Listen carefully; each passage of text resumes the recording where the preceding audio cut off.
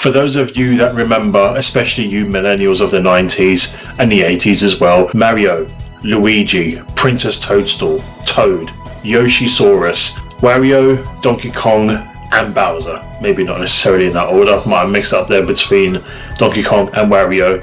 Mario Kart 64 characters.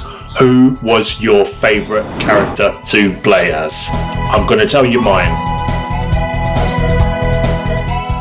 Alright then, to kick things off, there is one character who I didn't really play as much as the other characters in this game, and that character is none other than Peach.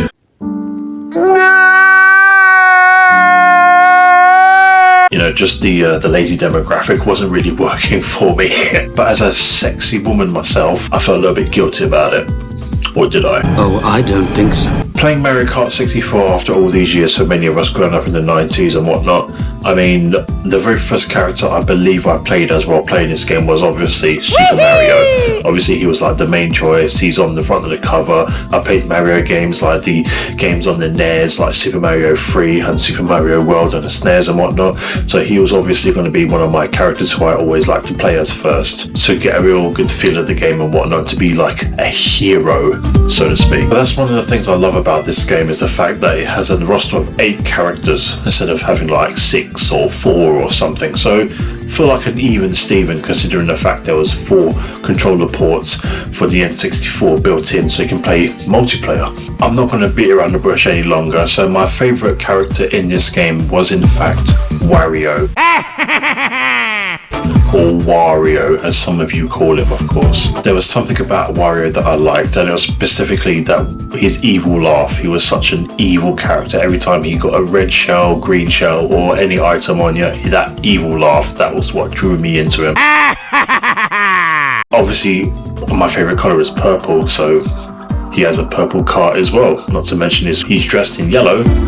Good mix. Also, what I loved about playing as Wario as a heavyweight, because there's only 3 heavyweights, Donkey Kong, Bowser, and Wario. Obviously, Bowser being the heaviest heavyweight, because obviously he's a big, lizard, dragon, whatever you want to call him, King Koopa. The fact that you can bang other cars who are in the lightweight or the medium section, so everyone below Donkey Kong, Bowser, and Wario, you can just knock them out of the way when you use the boost at the start of the finish line, or the start of the starting point of the tracks and whatnot, or if you just want to bang them into the water in certain levels and whatnot. That was just brilliant good stuff. I loved it, absolutely loved it. Little fun fact for you, I never really got into Wario until around about 1999, I would say, or a little bit in the 2000s, when I started to really branch out to, well, I obviously played Wario before that, but I never really got into him all that much until around about 2000-ish or 1999,